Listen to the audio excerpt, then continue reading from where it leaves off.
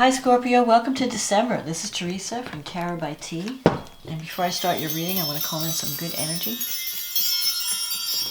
and create some sacred space around this reading. So this month we're in eclipse season. We have a lunar eclipse, a full moon eclipse in Gemini on November 30th, but it carries over into December. And then on December 14th we have the solar eclipse in Sagittarius.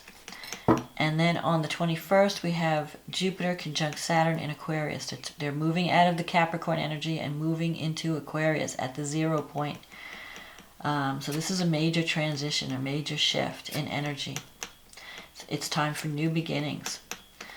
And then we have a full moon in Cancer on the 29th. And that will be favorable to your sign. It's a water sign. So let's see what the eclipses will bring Scorpio for December 2020. What does Scorpio need to know for December 2020? What will the eclipses bring for December 2020 for Scorpio? In love, career, life. What is most important for Scorpio to know about December 2020? What is coming up for Scorpio?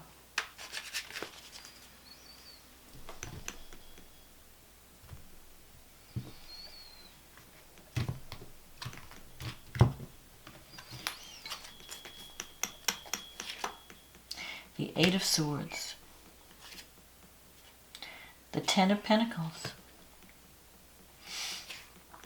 The Seven of Swords, the Knight of Cups, the Seven of Pentacles,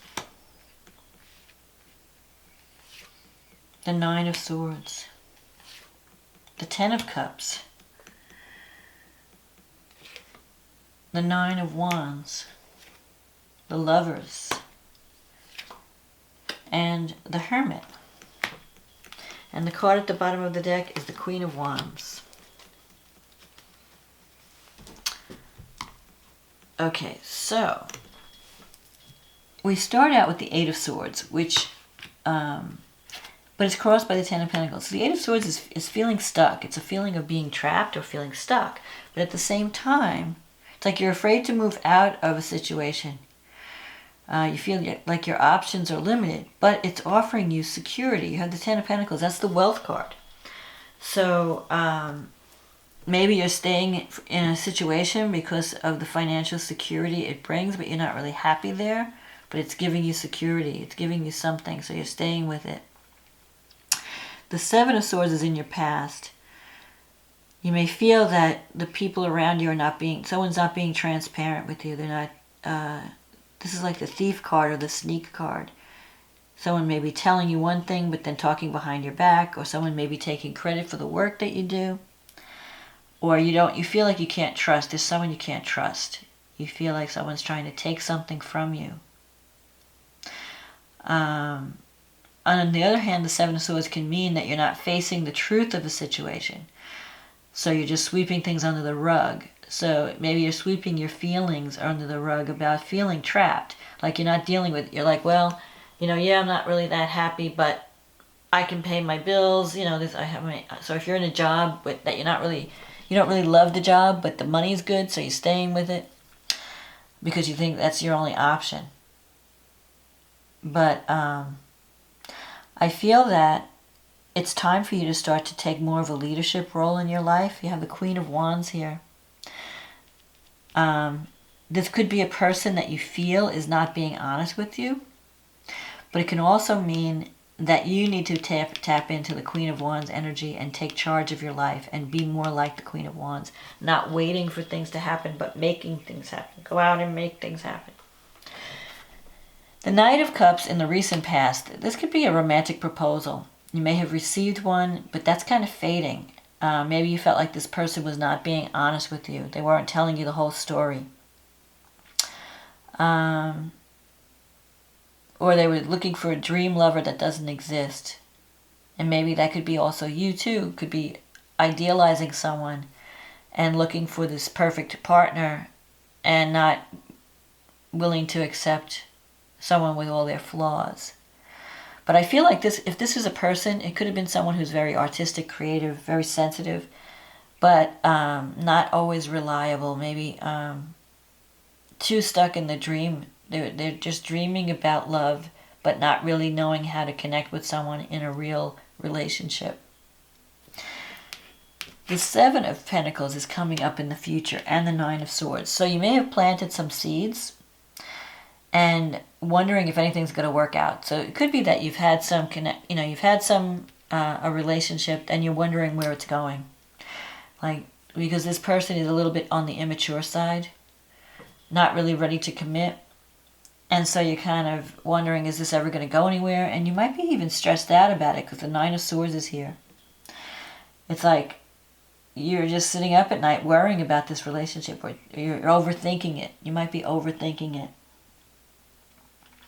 The Ten of Cups is here, though. So you have these two tens, but it's in your fear sector. So you can, it's like you almost don't believe that you can have this happy partnership. You're doubting that this is even possible. But the Ten of Cups is the love card, where you feel really supported by a partner. Someone's there for you. It's like the love and home and family card. And that's what you really want, but you're almost afraid that you won't get it. Maybe you're doubting that it's even possible because of what you've gone through in the past.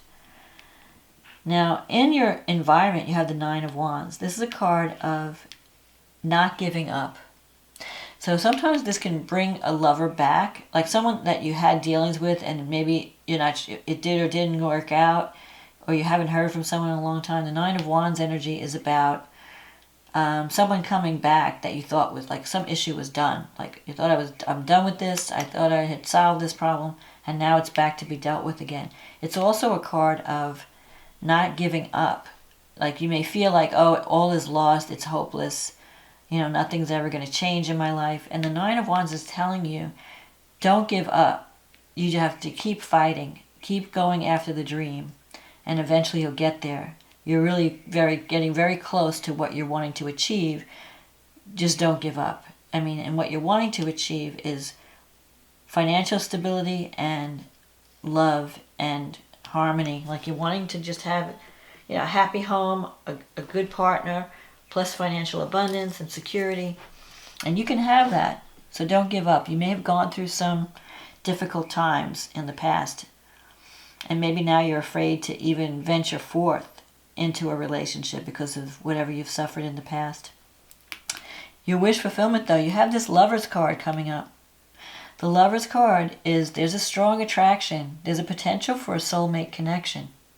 But it's going to involve a choice. You may have to choose between two people or two situations. Or it could be a choice where, should I stay or should I go? Should I stay with what I have, or should I move on to something else? Should I stay in this current relationship, or do I need to move on? Or it could be two separate paths. Which one is better for me? And you have this Hermit. The Hermit is about taking time out to really think about what you want. What would make me happy? What kind of relationship do I need? What kind of career situation do I need?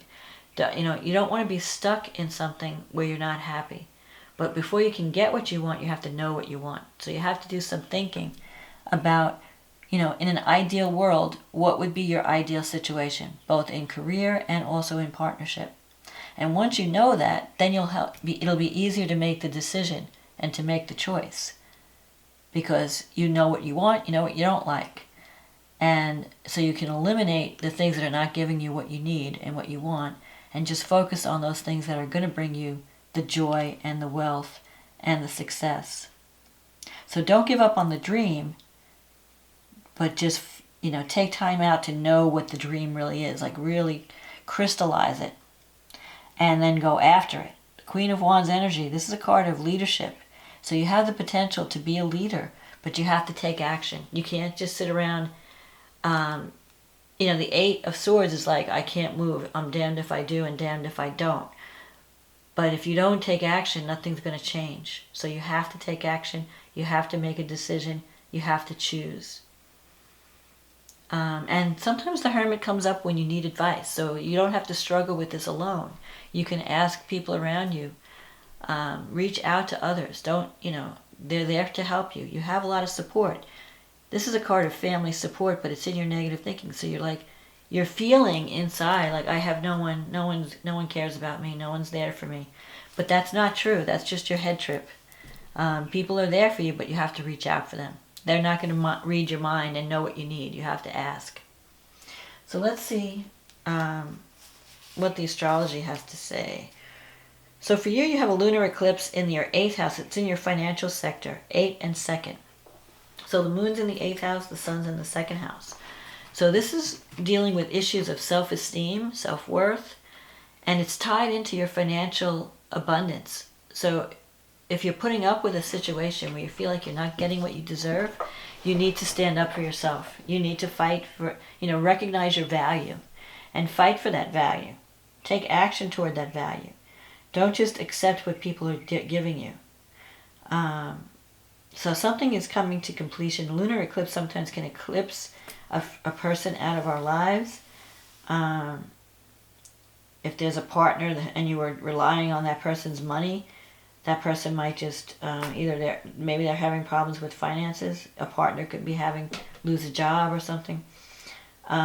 Venus is in your 1st house though, and it's opposing Uranus in the 7th. So Venus in the 1st, you're attracting love.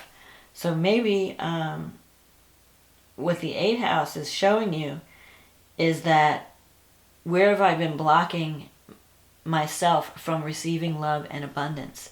And what do I need to release? What do I need to see first? Because the full moon brings things to light. And what do I need to release? And what do I need to communicate? Because Gemini is about communication. So the 8th house with communication, it's ruled by Mercury.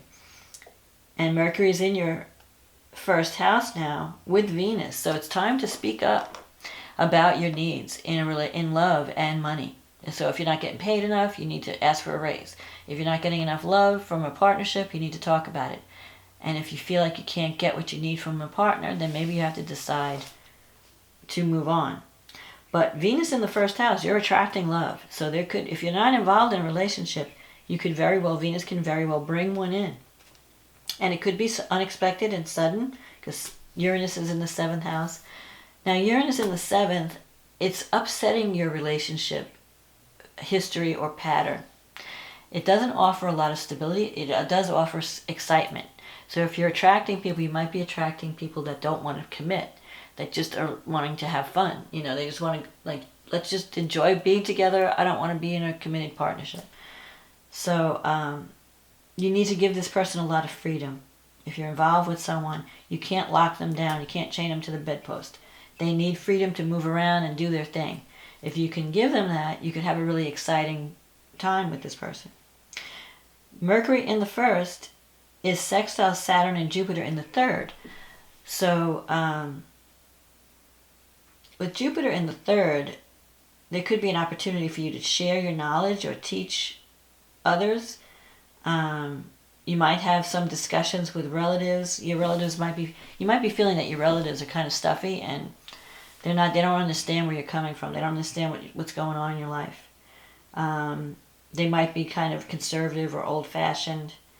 And you're shaking up your life with Uranus in the 7th. You're wanting something different, something new, something exciting, something unconventional. Maybe you don't even want to get married. Maybe you just want to live together. And your family's like, no.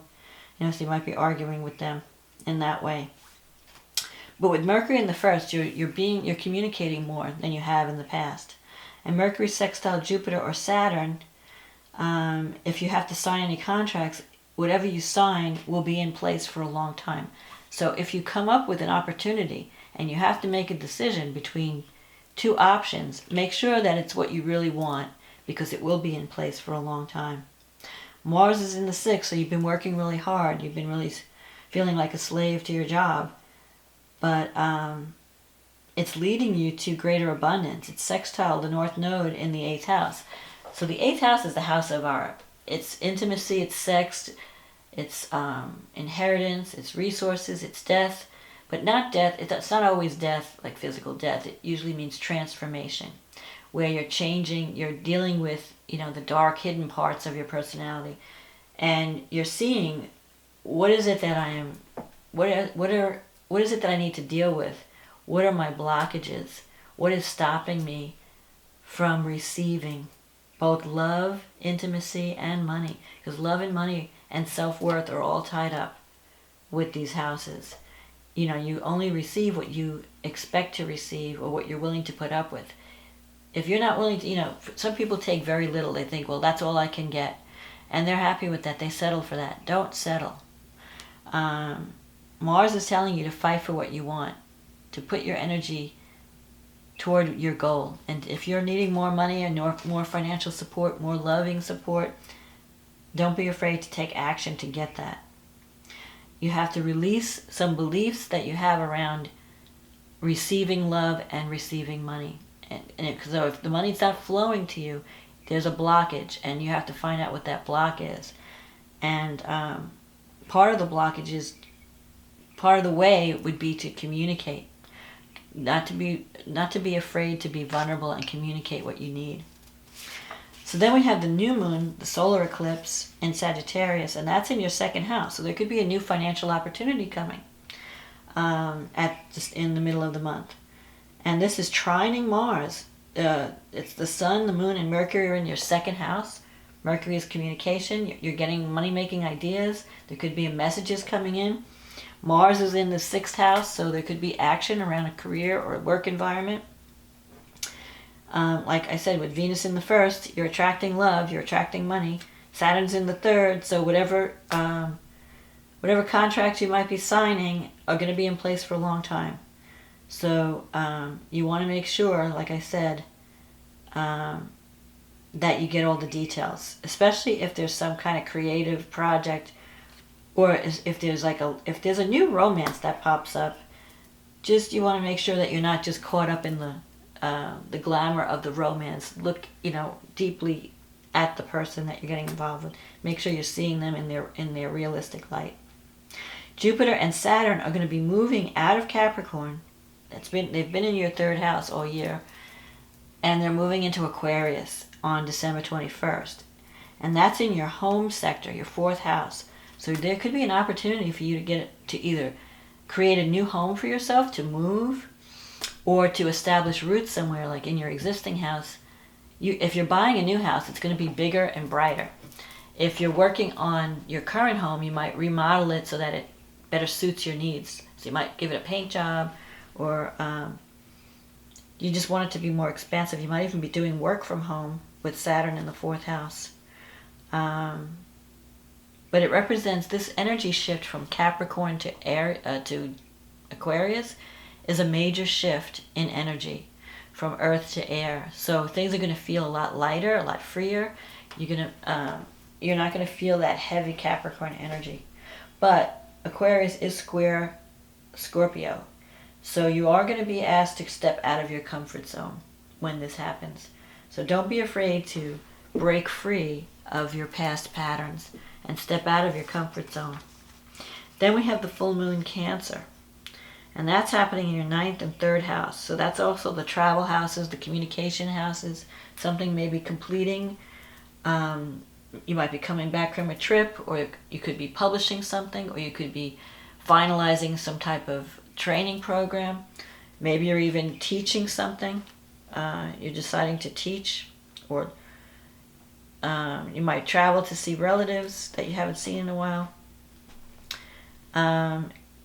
Uranus is in the seventh, and it's trining, or the sun and Mercury are trining Uranus, and this moon is also sextiling Uranus. So there could be some unexpected developments in a relationship that has to do with long distance travel, communication. So you might hear from someone you haven't seen in a while, suddenly out of the blue. You might get a message.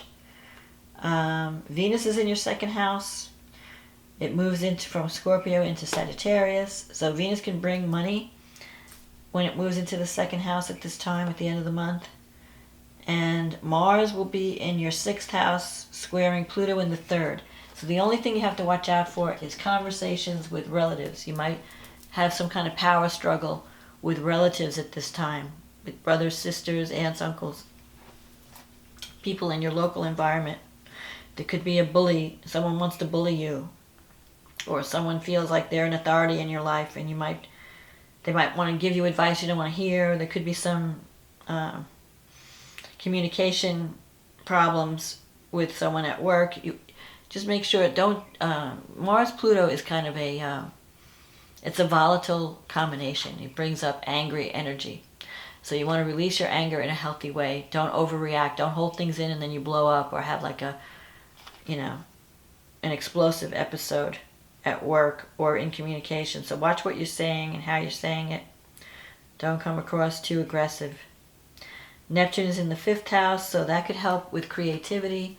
If you want to do anything creative to express yourself, Neptune will be your inspiration. But it's also squaring Venus, so if you have any financial things to work out, you want to make sure that you understand, what they're offering you. If you have to deal with children and money or create a creative project and money, you want to make sure that whatever you're being offered, that you read the fine print. Like especially if it's a new job, you want to make sure that you're getting the money that you think you're going to get, that the financial details are ironed out.